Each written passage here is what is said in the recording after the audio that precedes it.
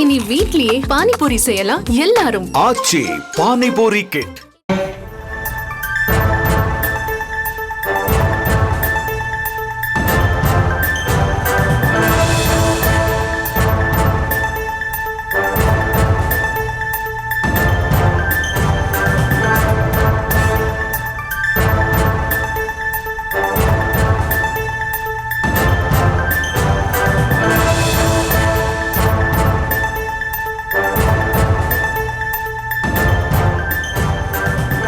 அண்மை செய்தியை பார்த்து வருகிறோம். சட்டப்பேரவையில் திமுக அதிமுக இடையே கூட்டணி தொடர்பாக வாக்குவாதம் ஏற்பட்டிருக்கிறது.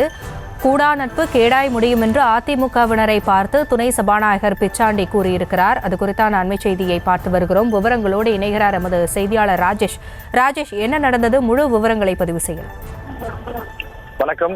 சட்டப்பேரவையில் திமுக மற்றும் அதிமுகவினரிடையே அவர்கள் வைத்திருக்கும் கூட்டணி தொடர்பான ஒரு சிறு வாக்குவாதம் நடைபெற்றது.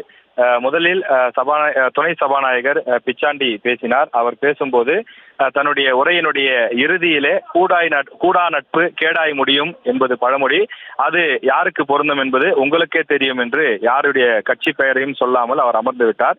அவர் அதிமுகவினரை நோக்கிதான் சொன்னார் என்ற அர்த்தத்திலே ஆர்பி உதயகுமார் எழுந்து அதனை மறுத்து பேசக்கூடிய வகையிலே கூடா நட்பு கேடாய் முடியும் என்பது உங்களுக்குத்தான் பொருந்தும், ஏனென்றால் உங்களது தலைவர் கலைஞர் அவர்கள் தான் முன்கூட்டியே சொல்லியிருக்கிறார் என்பதை அவர் மறைமுகமாக அதனை சுட்டி காண்பித்து அவர் பேசினார்.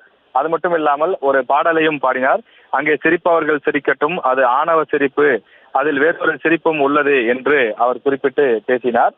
எனவே இதில் இருக்கக்கூடிய அந்த விஷயங்களை குறிப்பிட்டு பேசக்கூடிய நிலையில மீண்டும் எஸ்பி வேலுமணியும் இருந்தார். எஸ்பி வேலுமணி இருந்து தற்போது நாங்கள் பாஜகவுடன் அமைத்திருக்கக்கூடிய அந்த கூட்டணி கூடா நட்பு என்றால் 1999 திமுக வைத்திருந்த கூட்டணி என்ன கூட்டணி, அதற்கு நீங்கள் பதில் சொல்ல முடியுமா என்று அவர் கேள்வி எழுப்பினார். பிறகு ஒரு வாக்குவாதம் என்பது ஒரு லேசான கருத்து பரிமாற்றத்தோடு பிறகு நிறைவு பெற்றது.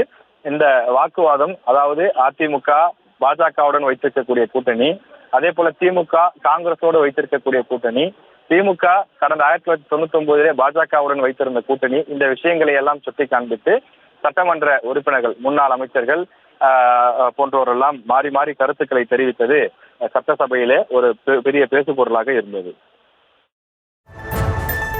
விவரங்களுக்கு நன்றி ராஜேஷ். இனி வீட்லயே பானிபூரி செய்யலாம் எல்லாரும். ஆச்சி பானிபூரி கிட்.